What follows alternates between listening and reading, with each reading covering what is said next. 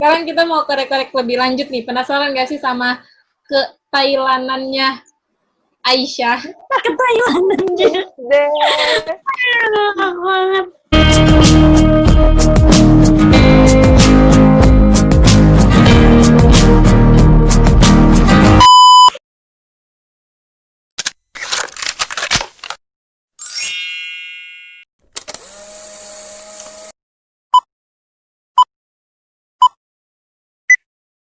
Sekarang kita mau korek-korek lebih lanjut nih. Penasaran gak sih sama ke Thailandannya Aisyah? Ke Thailandannya. Aduh, banget.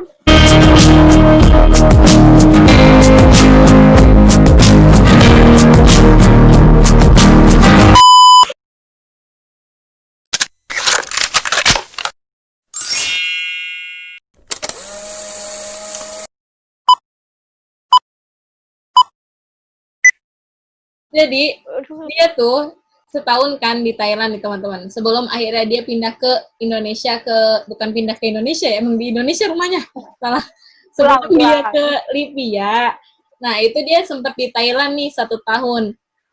Buat Aisyah, pelajaran apa aja yang bisa kamu ambil selama di Thailand? Sebenarnya waktu pertama kali ke Thailand tuh ada rasa syukur terus juga kayak ragu gitu loh, soalnya emang nggak ada rencana gitu loh buat dari diri aku sendiri, itu tuh nggak ada rencana sama sekali. Waktu pertama kali daftar itu cuman waktu dari aku daftar sama letter of acceptance awalnya keluar itu cuman 1 bulan, jadi kayak terus keterima gitu tuh kayak kaget gitu.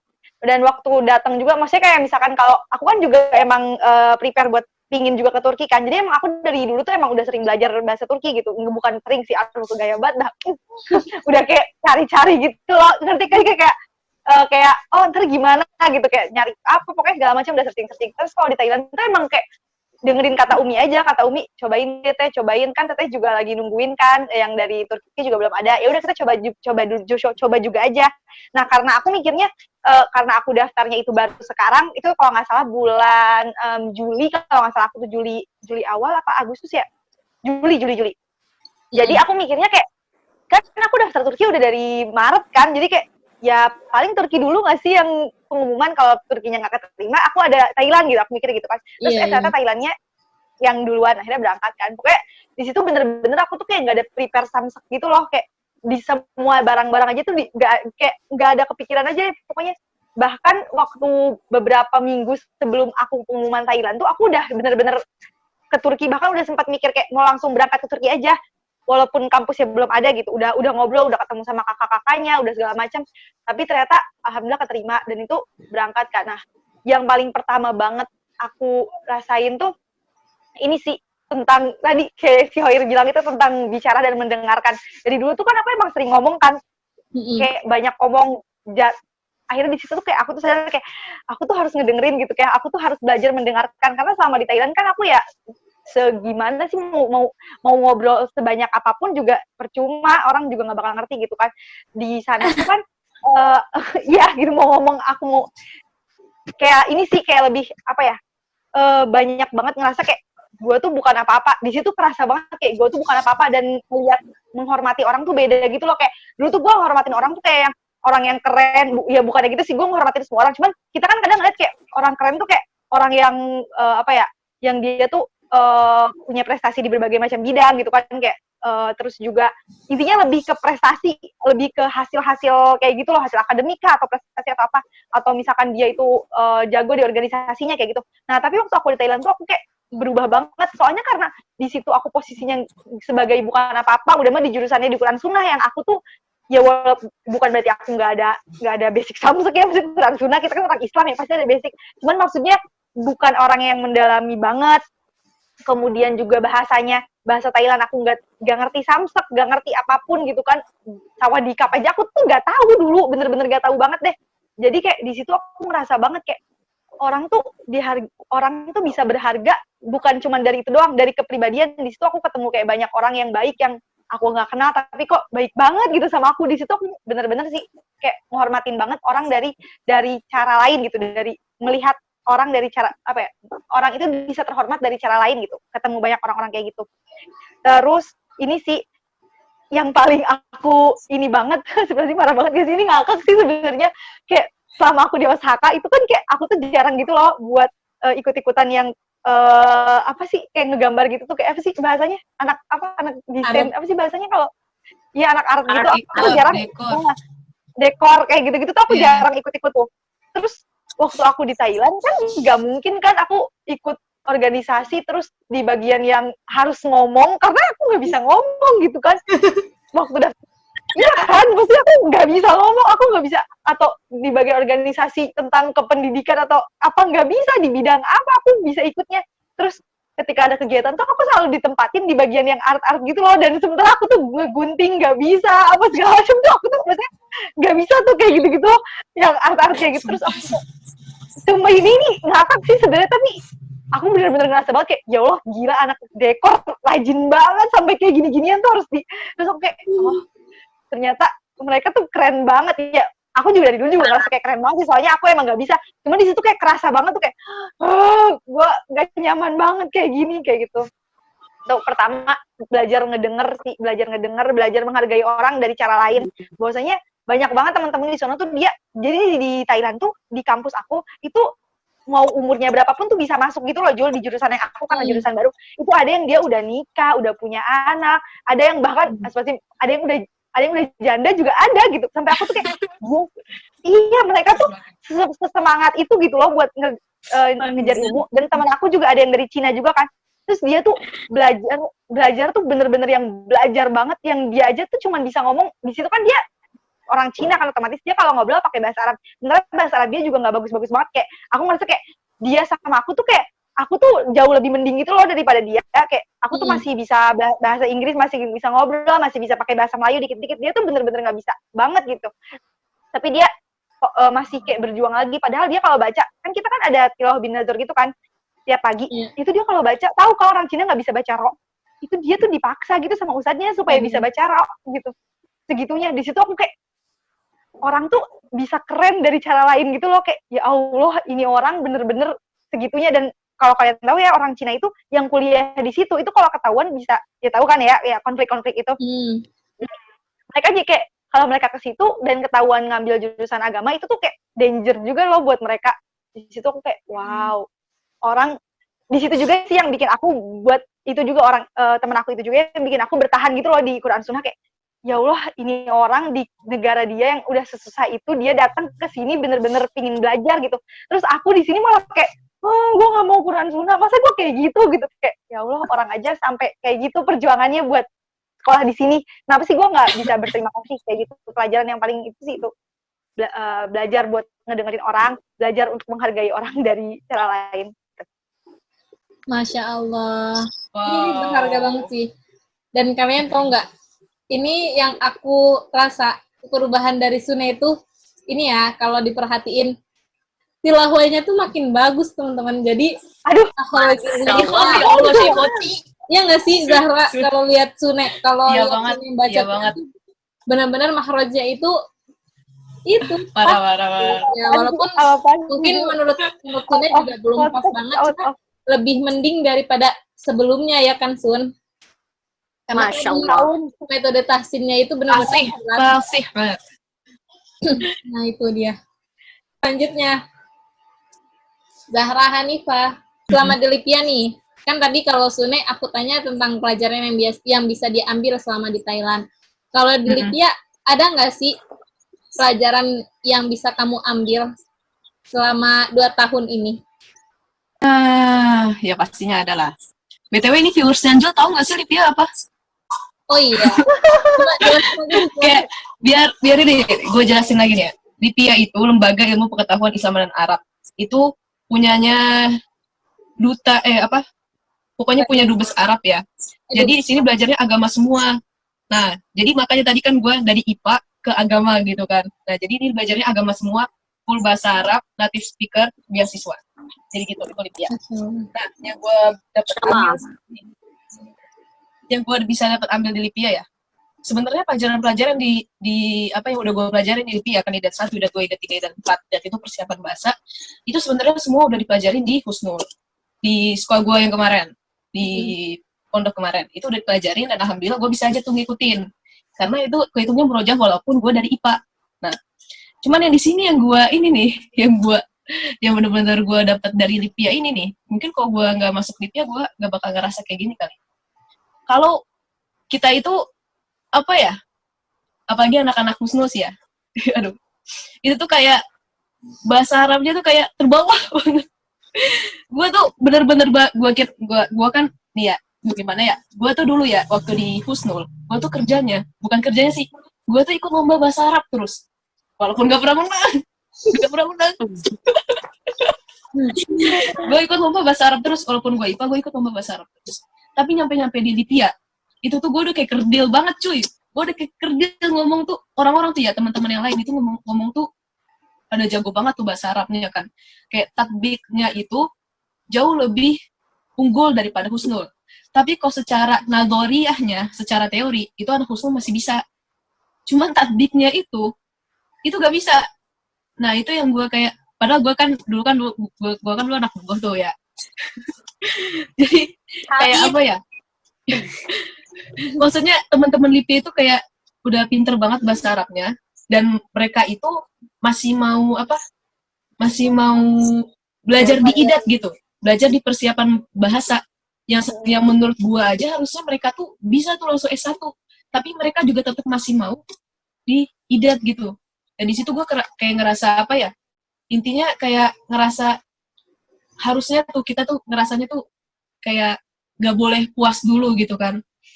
Jadi kayak sebelumnya gue ngerasa kayak gue udah bisa nih bahasa Arab, padahal ternyata pas nyampe di Lipia itu tuh gue kayak kerdil banget, gue kayak kerdil banget, gue ngomong aja gue bingung gitu kan, kayak bego banget gue tuh, padahal belajarnya tuh a ba ta sa beneran itu tidak satu ya, cuman ya udah gue kayak ngerasa bego banget sih. Maksudnya yang gue dapetin tuh kayak mau bagaimanapun gitu ya, mau bagaimanapun kita tuh harus tetap emang benar-benar harus murojaah gitu.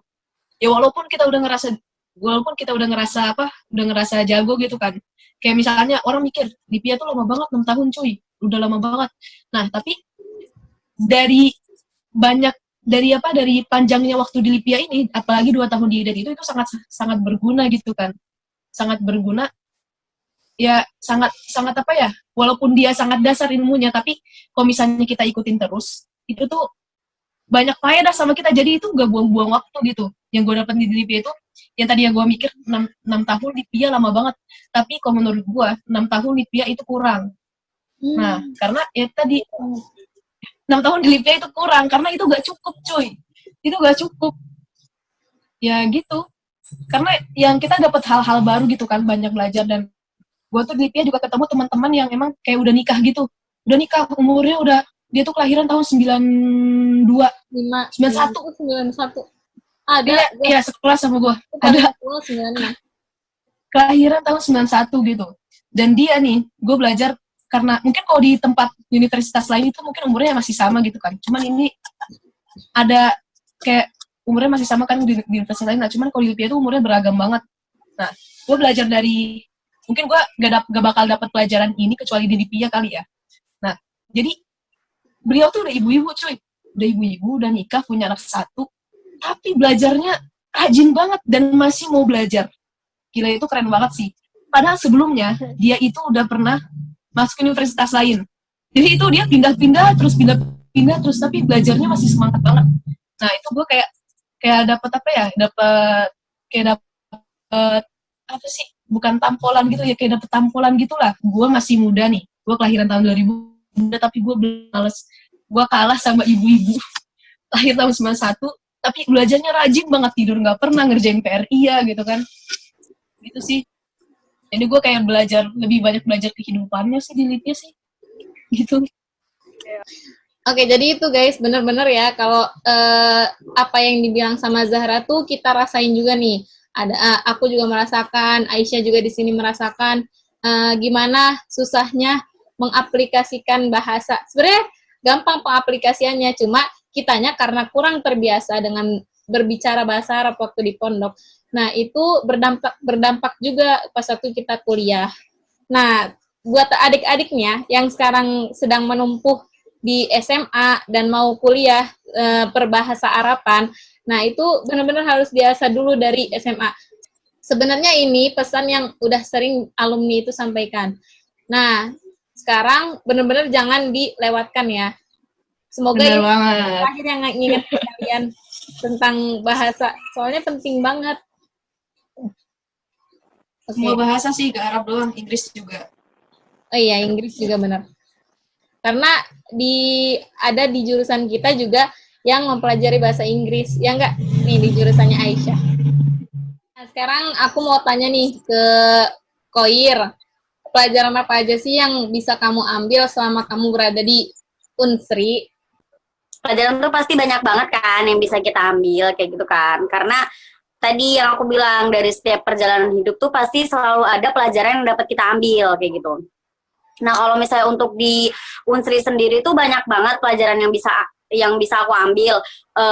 Terus juga tapi itu juga ada tantangan kayak misalnya nih tantangan kan aku di Unsri itu sendirian kan dari Husnul kan, gak ada cutting kayak kalian tuh. Mungkin kalau di PIA tuh kan tahun sebelumnya tuh banyak kan, sedangkan di Unsri tuh nggak ada kayak gitu kan.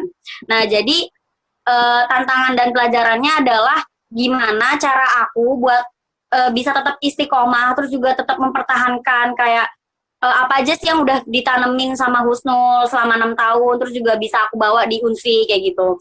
Terus habis itu juga aku bisa nggak sih mengaplikasikan yang kita juga tahu kan, yang nahnud doa qabla kulli syai', yang kita adalah pendakwah sebelum kita menjadi apapun kan kayak gitu. Nah, dari situ kayak bisa nggak sih aku tetap seperti aku yang di Husnul untuk di Unsri kayak gitu tuh kan. Jadi aku tetap bisa mempertahankan diri aku sendiri walaupun lingkungannya itu udah nggak kayak lingkungan yang Husnul kayak gitu. Terus habis itu mungkin juga pelajarannya tuh kayak yang ya pelajaran kuliah kan. Aku kan ngambil manajemen bisnis kayak gitu kan. Nah, kalau di kuliah ini tuh ya kalau misalnya mau bisnis juga bisa sih, kayak yang sebelumnya kan Bang Jer bilang kalau misalnya bisnis lebih milih kuliah gitu kan. Ya itu mah kan tergantung pilihan orang kan. Tapi kalau menurut aku sendiri tuh kalau kuliah juga kita bisa membuat bisnis kita itu malahan jadi makin tersebar luas kayak gitu. Karena belum kita pertama dapat channelnya, dapat pelajaran dari cutting yang lain kayak gitu. Jadi dari kuliah juga kita bisa memulai bisnis. Tapi kadang juga di orang tertentu bisa jadi dari bisnis mereka bisa memulai mereka kayak gitu kan, dari menghasilkan uang tadi kayak gitu. Nah, kayak gitu pokoknya. Jadi intinya tuh kalau buat pelajaran tuh ya pasti banyak banget yang nggak bisa aku sebutin semuanya di sini. Oke, Masya Allah. Ini keren banget sih sebenarnya teman-teman nih punya gitu. Beberapa pelajaran yang emang itu tuh bisa dijadiin contoh sebenarnya. Dari mulai jurusan, tapi akhirnya mendapatkan banyak pelajaran yang bisa diambil. Sampai sekarang aku mau tanya dulu, Aisyah, kamu nyesel nggak pernah kuliah di Thailand? Enggak sih, tapi ada sih sedikit penyesalan. Penyesalannya lebih ke orang tua ya, karena emang ya kuliah di Thailand juga ada biayanya. Itu sih yang nyesel bangetnya kayak, maafkan aku. Tapi kalau buat kayak, kalau emang harus aku ulang lagi, why not? Kalau Zahra Hanifa nih, nyesel nggak di Lipia? Oh, enggak dong. Enggak. Enggak lah. Enggak. Oke, kalau Koir nyesel nggak di Unsri? Dan mempelajari manajemen? Enggak sih, enggak nyesel. Cuman kadang kan kalau misalnya lihat dari istilah-istilah kita nih ya, aku tuh kayak kadang suka iri banget tuh ya kalau misalnya lihat istilah-istilah lain ngumpul kayak gitu. Cuman ya udah dari kita tuh kayak ya udah ngambil hikmahnya tuh kayak ya udah mungkin aku ditaruh di sini tuh ya mungkin pasti Allah kayak apa sih kayak ngasih jalan. Kalau misalnya aku tuh pasti ada hikmah tuh di balik semua kejadian ini. Kalau misalnya nyesel tuh enggak, cuman kayak kalau misalnya lihat teman-teman ngumpul, Islam ngumpul, kayak kan kalau Islam ngumpul tuh kayak ngecas iman kan, kayak gitu kan. Kalau kita tuh kan, kalau misalnya kayak kita tahu tuh sendiri itu memang lebih cepat, tapi bersama itu bakal lebih lama kayak gitu kan. Karena ngecas iman dan segala macam semangat kalian kayak gitu. Kalau misalnya Kalau misalnya nyesel tuh enggak, cuman kalau iri lihat kebersamaan istilah lain itu iri banget, soalnya di sini tuh susah banget di UNRI itu teman-teman istilah kayaknya kayak gitu. Aduh sedih banget gua. Sabar ya, ini nanti ada waktunya. Kutuk. Koir nikah dah. Ajarannya Ngumpulin kumpul anak nggak tua. ngecas. Ya. Oke, lanjut ya. Lanjut. Sekarang pertanyaan terakhir deh. Ini khusus buat viewers aku. Coba kasih pesan yang ingin kalian sampaikan kepada yang sedang menonton video ini. Mulai dari Zahrani. Zarani, Pak. Yaudah nih, langsung aja nih buat viewers Unjul. Ketika lu ngerasa nih salah jurusan di SMA, nih itu jangan dilanjutin di kuliah. Kalau dulu gua nih ya, dulu gua mikirnya kayak gua udah capek banget jadi anak IPA, gua udah capek banget jadi anak IPA, gua belajar mati-matian, masa gua harus menyayangkan keipaan gua, ke apa sih perjuangan gua di IPA buat ngambil yang lain gitu. Nah, tadinya gue mikir kayak gitu, ya udah kalau gue IPA ya gue harus IPA gitu kan. Gue harus ngambil yang saintek, bukan ke soshum, bukan ke agama. Tadinya gue mikir kayak gitu. Cuman pas kesini nih, karena gue sebenarnya nih gue udah ada ketertarikan ke agama-agamaan, ke Arab-Araban tuh dari sejak SMA, ya udah lama gitu kan. Nah, kalau misalnya emang lu ngerasa di SMA itu salah jurusan, kuliah itu kalau bisa yang sejalan aja sama apa yang lu pengenin. Nah, karena ketika kuliah itu lu butuhnya enjoy gitu kan. Nah, kalau gue tadi kan pengennya dapet yang bisa kerja gitu kan. Cuman, gue tegasin lagi nih, buat teman-teman viewersnya Anjul yang belum dapet kuliah, atau yang lagi kuliah, jangan jadiin kuliah itu buat kerja. Kalau misalnya lu cariin kuliah buat dapet kerja, itu tuh, lu tuh terlalu minim gitu. Dan masa kayak, lu kuliah cuma buat jadi karyawan gitu kan. Ya itu apa ya gak apa-apa sih, tapi itu terlalu minim gitu. Kalau misalnya lu nyari kuliah tapi buat kerja, berarti itu lu kayak budak duit. Iya, kayak lu kuliah cuma buat dapet ijazah gitu. Enggak, itu bukan tujuan menuntut ilmu gitu kan. Jadi kalau buat menuntut ilmu itu cari jurusan yang emang lu enjoy di situ. Kalau gue pribadi gue enjoy di agama-agamaan ya, karena emang gue suka. Kalau misalnya lu nyari kayak tadi gue pengen nyari sistem informasi gitu kan, karena pengen dapat kerja, tapi sebenarnya gue dibandingkan matematika dan agama, gue lebih suka agama gitu. Gue juga bersyukur juga jadi gue masih ngejalaninnya bisa enjoy. Jadi pas lu mau daftar kuliah nih, cari yang lu enjoy belajar di sana. Urusan duit itu beda lagi, nanti ada lagi, karena karena peluang kita dapat duit itu bukan cuma dari karyawan doang, bos. Lu bisa jualan, bisa mana, dan jadi karyawan itu gak enak, cuy. Jadi kalau misalnya lu kuliah buat kerja itu salah besar, dan itu lu bakal nyesel mungkin nantinya. Ya enggak juga sih, cuman lu gak enak aja gitu, kayak gak enjoy gitu. Jadi buat teman-teman yang masih SMA, buat viewersnya Anjul yang lagi nyari kuliah, cari jurusan yang lu enjoy di sana. Karena itu bakal enjoy juga lu belajarnya gitu, kayak lempeng aja gitu. Buat urusan duit ya nanti aja gitu kan. Karena pintu rezeki itu nggak cuma jadi karyawan doang gitu. Jadi begitu. Jadi pilih jurusan yang emang lu itu enjoy di sana. Gue enjoy di agama, gue pilih agama gitu. Ya Allah. Kalau dari Koir gimana nih, Koir? Kalau dari aku sendiri sih setuju banget sama Bang Jar kan, kayak gitu kan. Soalnya nih ya, maksudnya kuliah, jadi kalau misalnya kuliah tuh kan, kita bakal ngerasain sendiri kan, kayak gitu. Kalau misalnya kan, mungkin masih kayak, kalau misalnya ilmunya, pelajarannya, kadang tuh cuma disuapin doang kan, kayak gitu. Sedangkan kalau kuliah ini, belum lagi dosennya kadang yang masuk, terus habis itu tiba-tiba ngasih tugas aja, kayak gitu kan. Terus belum lagi kayak cobaan-cobaan hidup yang lain kayak gitu kan. Di masa-masa antara zaman-zamannya kuliah itu pasti cobaan hidup tuh biasanya lebih banyak kayak gitu. Nah, jadi kalau misalnya ditambah dengan kita milih jurusan yang salah pas kuliah, terus belum lagi cobaan-cobaan hidup yang lain kayak gitu, takutnya lu malah makin stres gitu kan. Jadi lu nggak enjoy kayak gitu, kayak Bang Jar ngomong kayak gitu kan, karena toh juga kita tuh hidup cuma sekali kayak gitu kan. Jadi buat apa kita maksudnya tuh tetap nyayangin kesalahan jurusan tadi dengan ngelanjutin lagi kayak gitu. Jadi salah banget kayak gitu, karena gue sendiri kan gue IPA nih, Terus juga orang bilangnya kayak, lu salah jurusan gak sih Koir masuknya IPS kayak gitu kan. Gak juga sih, soalnya basic gue suka jualan orangnya, terus juga gue suka ngomong kan kayak gitu. Terus juga waktu kemarin pas di pondok, pas psikotes tuh kan MTS ada psikotes kan kita bisa milih masuk jurusan mana. Itu gue dapetnya tuh tiga-tiganya bisa masuk Jul, gue tuh Jul. Jadi bisa masuk PK bisa, IPA bisa, IPS bisa kayak gitu. Jadi sebenarnya gak ada yang salah kayak gitu. Cuman tadi kata Bang Jar, IPA tuh bener-bener kayak emang yang orang-orang harus strong banget sih belajarnya kayak gitu kan. Nah, tapi jangan lagi lu lanjutin kayak gitu. Terus buat tips selanjutnya adalah, kan kita nih hidup nih buat Allah kan.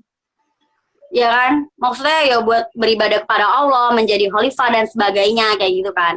Nah, jangan lupa tuh samain. Maksudnya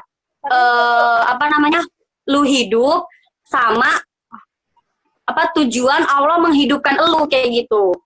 Kayak gitu. Jadi maksudnya tuh jangan melenceng banget dari syariat Islam kayak gitu. Maksudnya lu dalam kuliah ini nih bener gak nih untuk mencari ridho Allah kayak gitu. Jangan lupa tuh ridho Allah itu kan maksudnya segalanya tuh biar lancar kayak gitu. Terus jangan lupa juga kadang nih kalau misalnya kita nih di 3 SMA nih biasanya tuh kadang suka, kita nih udah enjoy nih sama jurusan yang kita mau kayak gitu kan. Tapi kadang beda pendapat dengan orang tua.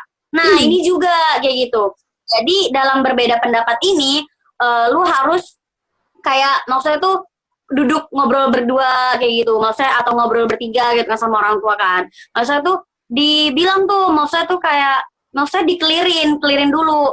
Orang tua maunya apa, kita maunya apa, terus kita passionnya apa kayak gitu. Jadi jangan ada kesalahpahaman terus akhirnya di tengah jalan tiba-tiba berhenti gitu. Maksudnya sayang banget kayak gitu. Belum sayang duitnya, sayang waktunya, sayang maksudnya lu juga stres kan kayak gitu. Jadi intinya tuh ya ibadahnya sama ridho orang tua sama passion lu kayak gitu.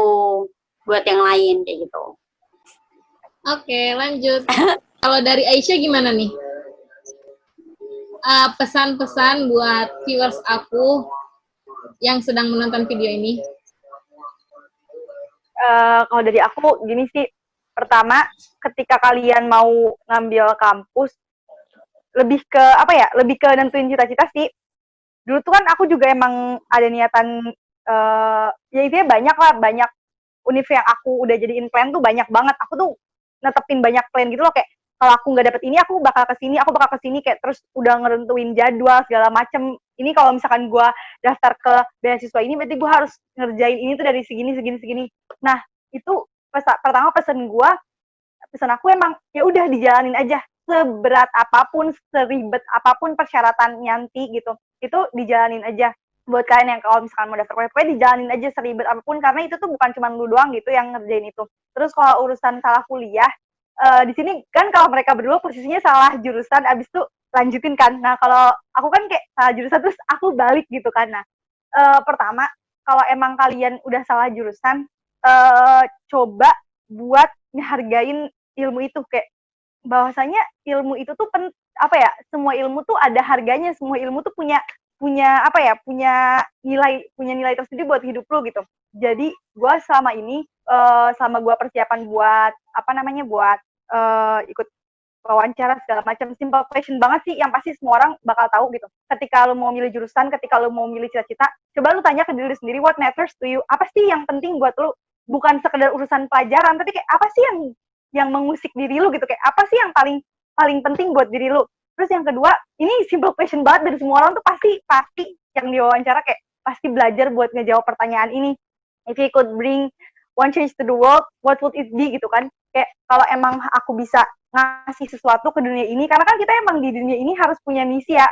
Kita turun sebagai manusia yang nggak mungkin jalanin hidup kayak gue mau ini karena gue suka aja gitu. Nggak, menurut gue itu tuh nggak kuat gitu loh. Ketika lu masuk ke sebuah jurusan atau masuk ke kuliah atau ngelakuin apapun cuman karena lu suka, atau misalkan lu ngerasa gue passion di sini, kalau menurut gue sih itu kayak kurang gitu loh, kayak kurang. Karena itu sih yang gue rasain saat gue di Quran Sunnah, di situ ilmunya bagus gitu, tapi karena nggak ada karena itu bukan sesuatu yang buat gue tuh itu jalan gue gitu, jadinya nggak bisa.